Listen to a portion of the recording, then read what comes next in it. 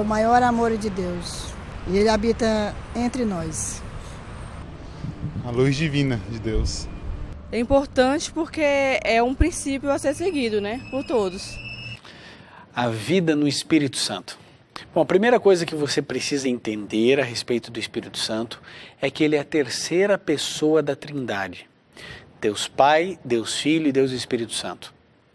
Você sabe que existe um conceito, com um nome assim meio estranho, chamado homoousia. O que é isso? É uma palavra grega que significa a mesma essência. Então Deus Pai, Deus Filho e Deus Espírito Santo, eles têm o que o mundo teológico chama de homoousia. Ou seja, em outras palavras, a mesma essência, ninguém é maior, ninguém é pior. São três seres distintos, mas eles têm a mesma essência, ou seja, não tem um Deus maior e um Deus menor. Às vezes a gente pensa, né, porque é pai e o outro é filho, que o pai é maior que o filho. Mas não, pai e filho são o mesmo, todos os três são eternos. Perceba que o Espírito Santo, ele é um agente divino para a nossa salvação hoje. Porque é ele que nos convence da justiça, do pecado e do juízo. Acompanhe comigo João 14, 16. Esse verso diz assim, acompanhe comigo. Eu rogarei ao Pai, e Ele vos dará outro Consolador, para que esteja convosco para sempre. Então Jesus Cristo disse assim, olha, eu vou subir ao céu, mas eu mandarei um outro Consolador. É importante você saber que quando Jesus diz que manda um outro Consolador, Ele está mandando um outro igual a Ele. Esse conceito é importante. Lembre-se, a pessoa quando é batizada, segundo a orientação de Jesus, em Mateus 28, 19, diz o quê? Que o batismo deve ser em nome do Pai, do Filho e do Espírito Santo. Você lembra lá também, sempre quando o apóstolo Paulo estava terminando suas epístolas, ele diz que o amor de Deus, a graça de Jesus e a comunhão do Espírito estejam com todos vós, colocando sempre os três no mesmo pé de igualdade. O Espírito Santo, ele sente alegria, tristeza, ele vai à guerra. O Espírito Santo é uma pessoa, tanto quanto o Pai, tanto quanto o Filho.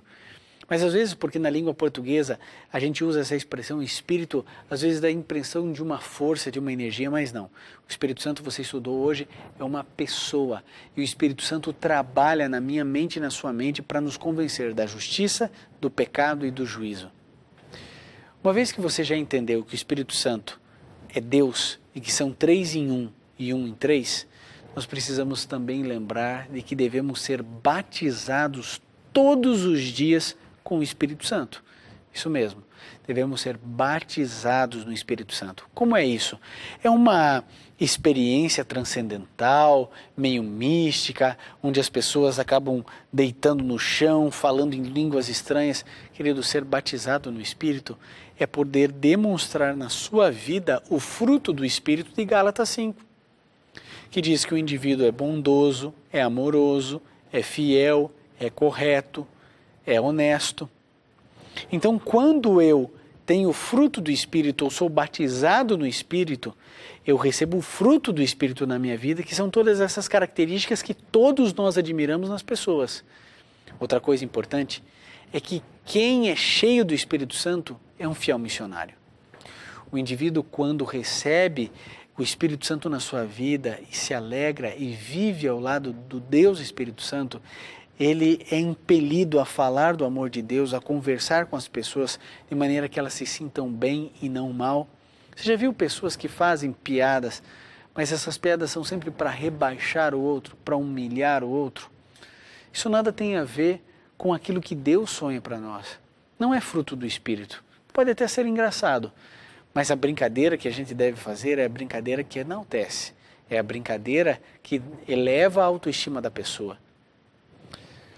Tenho certeza que você, durante essa semana, estudou bastante. Algumas pessoas ainda estão tomando a decisão pelo batismo. Decida-se. Nós estamos orando aqui todas as semanas por você. Tenha certeza de que juntos nós passaremos uma eternidade inteira no céu. Só que a atuação do Espírito Santo na nossa vida começa hoje, mudando a minha maneira de pensar, a minha maneira de agir, o meu palavreado. Existem pessoas que parece que vivem com malícia na mente. Qualquer palavra dita de maneira diferente, o indivíduo já leva para a malícia. Sabe por quê? Porque a mente está embotada, carregada de todo esse tipo de coisas que aparecem aí na televisão. Agora, o indivíduo que gasta tempo na leitura da Bíblia, em oração e em testemunho, é um indivíduo que vive no Espírito. Então, a mente dele vai ser pura, os pensamentos serão puros, as palavras serão honestas, serão puras. Entende por que o apóstolo Paulo diz: tudo que é honesto, tudo que é correto, tudo que é verdadeiro, se existe algum louvor, nisso nós devemos pensar? Porque Deus espera que o mundo veja em nós o caráter de Cristo refletido.